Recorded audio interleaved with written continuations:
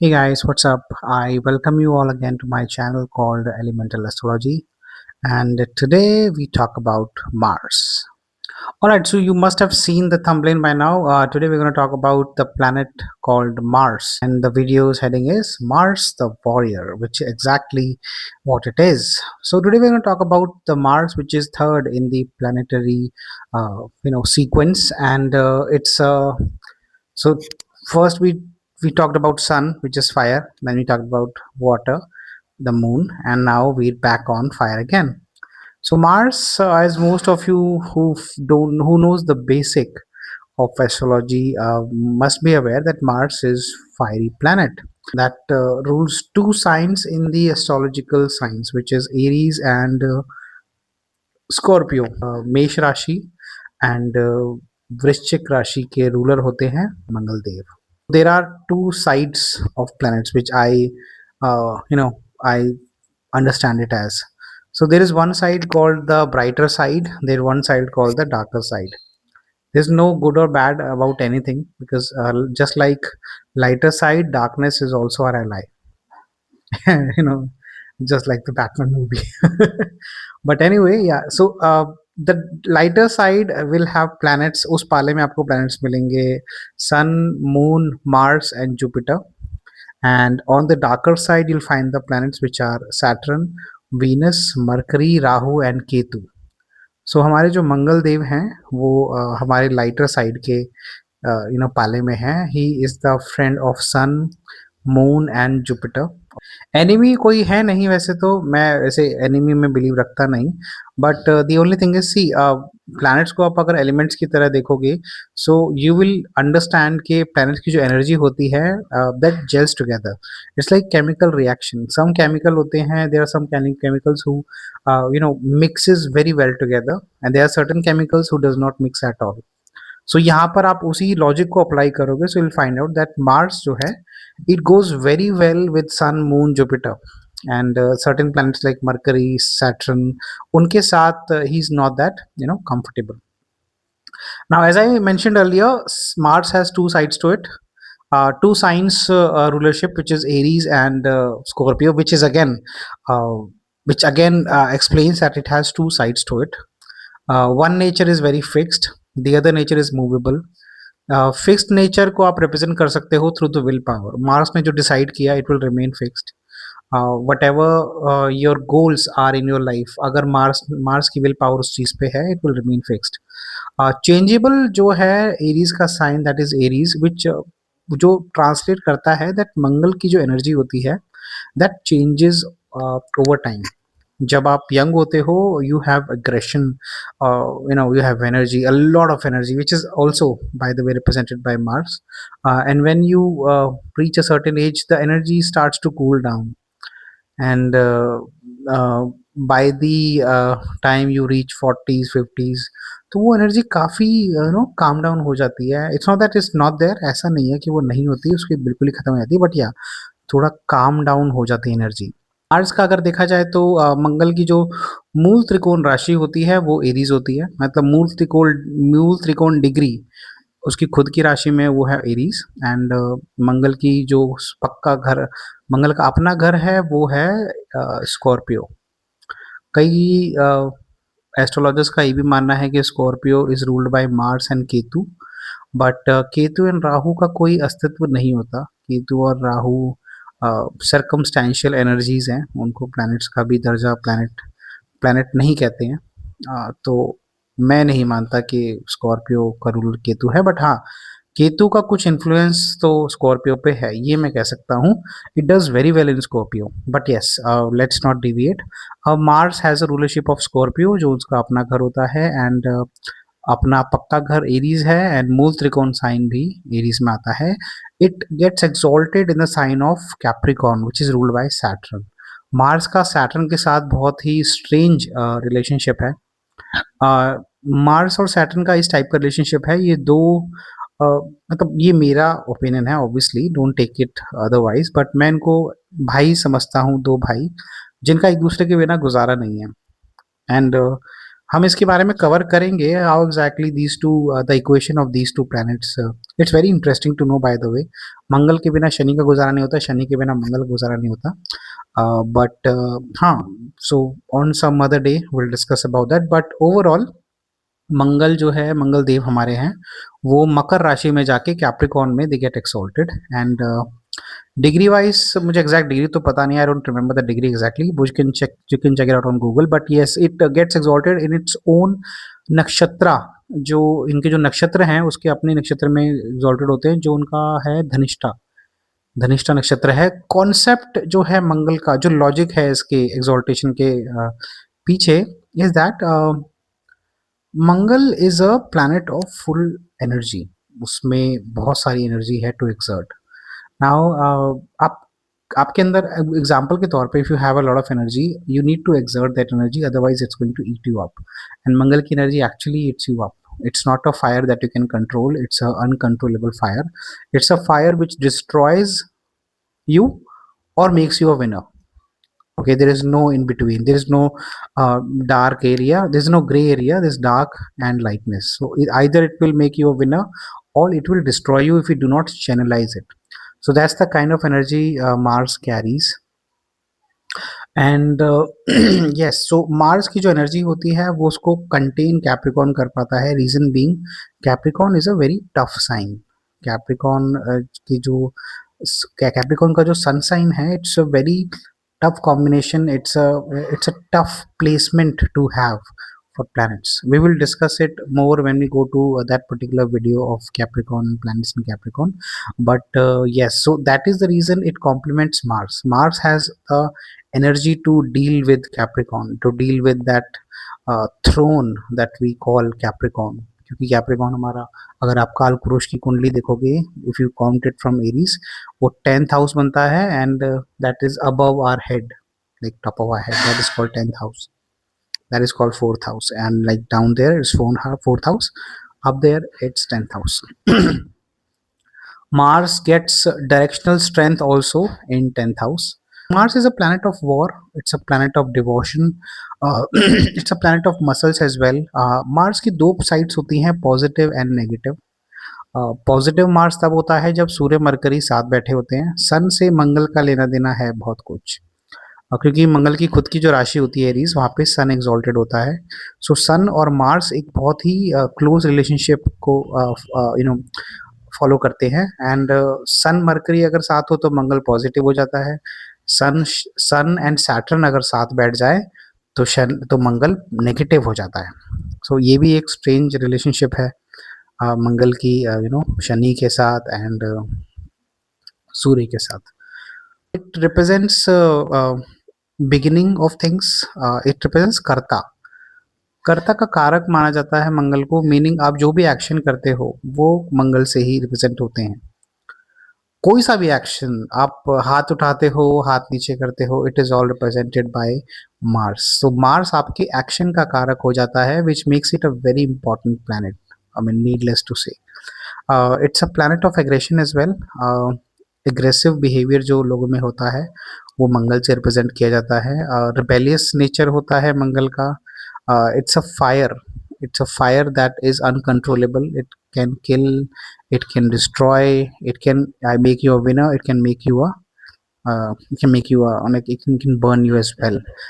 Mars also represents passion in one's life. So जिस चीज के लिए हमारे अंदर passion होता है वो शुक्र और मंगल से देखा जाता है। शुक्र से it's more so on a lighter side, but to वो ड्राइव होता है ना, टू गो गेटिंग वाला drive, that comes from Mars. It's also a spiritual planet. Now I don't know how many people have heard saying कि Mars spiritual होता है, but Mars is a very spiritual planet. And एक hint मैं दूं तो Scorpio rulership से पता चलता है इट्स अ स्पिरिचुअल प्लैनेट, क्योंकि वो कालपुरुष की कुंडली में 8वां घर जो होता है वो स्कॉर्पियो का होता है, वहाँ पे स्कॉर्पियो रूल करता है, which is ruled by Mars. तो मार्स का एक स्पिरिचुअल साइड भी है। And if you want to know, अगर आपको, if I want to visualize it, अगर आपको विजुअलाइज करना है, then I think a best example is a movie, एक हॉलीवुड मूवी है called Troy. It's it's a wonderful explanation of how Mars is a warrior, spiritual, a smart individual, a tactical player. सो उस movie को आप अगर चाहो तो देख सकते हो. It's a movie made on the winning of Troy. Troy was a city. City थी या फिर एक शासन था ट्रॉय का जिसको हराया गया था. एंड उसमें मिस्टर ब्रैड पिट है. जो लाइफ है मिस्टर ब्रैड पिट की, हु इज एक्टेड एज अकीलीस. तो अकीलीस की जो लाइफ दिखाई गई है वो परफेक्ट रिप्रेजेंटेशन है मार्स की. किस तरीके से मार्स अपने कार्य में लड़ाई जीतने में कारगर है और कितना वो स्मार्ट है, कितना वो स्पिरिचुअल. उसमें एक सीन है जब जो अकीलीस है, he captures the lead princess of Troy from a temple while she was praying. So उसको कैप्चर कर लेता है वो, and then he brings her back to the tent. तो वहाँ वो पूछता है why do you pray to God. तो there is no point in praying to God. तो द लेडी रिप्लाइज कि you a fool, a warrior who's a fool would know nothing about praying to gods. So, and would know nothing about gods at all for that matter. So he says, I know more about God than your priest and all. So वो explain करते हैं कि gods envy us, they envy the beauty that you represent right now. The lady represents right now how beautiful the lady looks, and at any given moment you'll be destroyed. This beauty will not last, and there is a beauty in that. There's a beauty in getting destroyed, and the gods envy that. So the lady herself replies, uh, I didn't know that you were smart. So बहुत अच्छा representation किया हुआ है of Mars. It represents dark water. I mean, Scorpio is a dark water, we all know. Mars की जो energy होती है वो बहुत इंटेंस होती है. Both it has two sides to it. Positive negative की बात नहीं कर रहा. I am talking about two ways in which Mars behaves. There is one way of confrontation where Mars is all up in your face and ready to fight. And on the other hand, Mars is also very sly, very chalak. The other part of Mars is also intense, which is Scorpio, wherein it does not attack in the front. It makes a strategy how exactly you can kill your opponent, how exactly you can win over your opponent. So Scorpio is a very intense sign, just like the planet who owns it.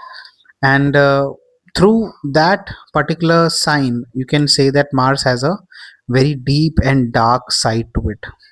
The water, we talked about water in the moon video, and dark water is represented by Mars. Dark water का जो purpose है यहाँ पे, जो representation है, it represents lot of things which are mixed in water. So आपके जो thought process है, if somebody has a, let's say, multiple planets in Scorpio, so these people will go through a lot of emotions, will go through a lot of circumstances जहाँ पे उनके बहुत intense experiences होंगे. You try mixing colors. तो अगर आप red के साथ आई बिलीव येलो मिलाओगे या फिर ब्लू मिलाओगे तो इट बिकम्स ब्राउन. फिर उसके तो 3-4 कलर और मिलाओ, फिर मिलाओ और ऐड करते रहो. At the end of the day it will become a dark color. So that is what Scorpio is. It is a mixture of so many colors that the person has gone through, that it becomes intense. So again, उसका भी positive negative का scene होता है. But yes, we'll discuss that later on when we come to Scorpio, when we discuss in detail about Scorpio and the planets in Scorpio. But for now, let's stick to Mars. As I said earlier, Mars has a positive and negative side. It represents extreme overall. So हमारी life में अगर हम किसी भी चीज़ के लिए extreme है, if that is represented by Mars, कोई भी चीज़ें एक्सट्रीम में होती हैं which you see out there, that is represented by Mars. It represents extreme emotions, extreme energy. Energy का जो काम होता है, electricity, power, it is all done through Mars. Sun represents power, लेकिन मार्स जो है वो पावर स्ट्रगल को रिप्रेजेंट करता है. So basically Mars is the Mars को सेनापति भी कहा गया है, राजा का. सो मार्स इज द सेनापति of Sun. And so that's what it is. It represents the struggle for power.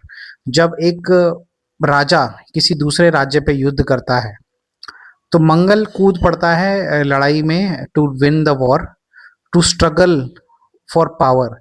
So Mangal जहाँ भी बैठा होगा वहाँ पर हमें पावर स्ट्रगल देखने को मिलती है कुंडली में। और आप उस पर्टिकुलर चीज़ के लिए लड़ाई करोगे, लड़ोगे, और अगर आपका मंगल पॉजिटिव है ऑब्वियसली आप जीत जाओगे, अगर नहीं है तो ऑब्वियसली दिक्कतें ज़्यादा आएंगी। बट देन अगेन वो चीज़ें काफ़ी प्लैनेट से देखने पर हम बता सकते हैं। We can not confirm it right now only by looking at Mars. It's a grade A malefic planet. It has two qualities, tamasic and rajasic. The planet which is opposite to Mars. As I said earlier, every energy has an equal and opposite energy. So Mars से opposite energy Saturn नहीं है। अब यहाँ पर again लोग कहते हैं, actually लोग काफ़ी मैंने सुना है कि मंगल से अपोजिट आपको सैटर्न मिलेगा, बट नहीं। These two are complementary to each other, Mars and Saturn. The energy which is actually opposite to Mars is Mercury. I believe Mars treat Mercury as its enemy as well. Mercury does not, but Mars considers Mercury as its enemy. So Mercury की जो energy होती है, बुध की जो energy होती है, वो मंगल से बिल्कुल अपोजिट होती है। Mars represents the force, where exactly the force has to be exerted, but direction has to be guided by Saturn. तो बिना सैटर्न के मार्स की जो जितने भी एफर्ट्स होंगे it will all go to waste. And Saturn जो है टास्क मास्टर, उसको काम करवाना है। सो सैटर्न काम कब कर पाएगा? जब मार्स में एनर्जी होगी। तो ये दोनों एक दूसरे के कॉम्प्लीमेंट्री होते हैं। Saturn helps out Mars, Mars helps out Saturn, but Saturn थोड़ा ज़्यादा अबव लेवल मैं कहूँगा as compare to Mars. Mars is equally important. See कोई भी इंसान, आप for example, Mars is the planet of starting something. Aries की जो राशि होती है वो फर्स्ट राशि है, वहाँ से जन्म की शुरुआत होती है। फिर टॉरस सेकेंड हाउस से हमें खाना मिलता है, थर्ड हाउस से हमें भाई मिलते हैं, चौथे हाउस से हमें माता अपना घर बार मिलता है, पांचवें हाउस से हमारे खुद की औलाद होती है, छठे हाउस से हमारे स्ट्रगल स्टार्ट होते हैं कमाई के, सातवां हाउस हमारी गृहिणी का होता है, आठवां हाउस हमारी मृत्यु का होता है, और नौवीं दसवीं 11वीं 12वीं जो राशियां हैं, जो हाउस है, वो इस संसार से परे हैं। तो कहने का मतलब ये है कि मंगल की जो राशि है वो सबसे शुरुआत की है। तो मंगल से ही हर चीज की शुरुआत होती है। किसी भी चीज की अगर शुरुआत होती है so that is done by Mars. So वो उसको काफी इंपॉर्टेंट प्लैनेट बना देता है। सो आपकी कुंडली में अगर कोई चीज बहुत टाइम से खराब चल रही है, कई बार ऐसा होता है कि कुंडलियों में पितृदोष लगे हुए होते हैं, दोष कोई लगे हुए होते हैं। पितृदोष छोड़ो, कोई भी दोष होता है तो उसका जो निवारण कोई करेगा अगर, तो उसमें मंगल उसका स्ट्रांग होना चाहिए, तभी वो निवारण हो पाएगा। कहते हैं मंगल, अ, जैसे कहते हैं ना, मंगल कार्य है, मंगल कार्य है। तो मंगल के बिना कोई कार्य भी अच्छा नहीं हो पाता। मंगल का मतलब होता है शुभ। We associate Mars in the north India with Bajrang Bali, Shri Bajrang Bali. And the reason is very simple. He is a devoted person of Shri Ram. He represents extreme devotion, he represents energy, he represents strength, he represents willpower, he represents intelligence. अगर आप किसी traditional astrologer के पास जाओगे and if you show your kundli and if you have a good Mars, so most likely that person will say लड़के का मंगल भगवान है, बजरंग बली की पूजा करवाओ। तो कार्तिकेय जी के, वैसे तो देखिए originally Kartikeya is the deity, deity, या फिर जो भी बोलते हैं, who represents Mars in Vedic astrology, but he is revered in south more as compare to north. South में उनको मुर्गन कहा जाता है। If you talk about Greek mythology और रोमन माइथोलॉजी, तो वहाँ पर मार्स की रिप्रेजेंटेशन होती है सन ऑफ गॉड ज्यूस, जो है हमारे एरीज। एरीज को वहाँ पे रिप्रेजेंट किया गया है as the representative of Mars. But वहाँ पे नेगेटिवली बहुत दिखाया गया है, where in it is shown के he represents all blood and gory and war and killing and everything. तो इस तरीके से रिप्रेजेंट किया गया। Obviously I have seen movies, थोड़ा बहुत मैंने पढ़ा है mythology of Greece, but yes, fortunately we pray to the positive aspects of Mars. This is my small explanation of what Mars represents, and we will discuss more about it in our future videos, जब हम बात करेंगे Mars के योग के बारे में, the combination that Mars creates, Raj Yoga that Mars creates, the bad yoga the Mars creates. We'll talk about the Manglik dosha, जिसका हुआ बहुत सालों से मैं सुनते आया हूँ मांगलिक दोषा क्या होता है। अब तो काफ़ी ज़्यादा उसके उसके लिए काफ़ी ज़्यादा information मिल जाती है, but still I'll shed some light on मांगलिक दोषा as well. And yeah, so that's about Mars. I hope you like my video. If you do, please like the video, like the channel, follow the channel. So thank you so much for being with me for that much time, and I wish you a great day and goodbye. Bye bye.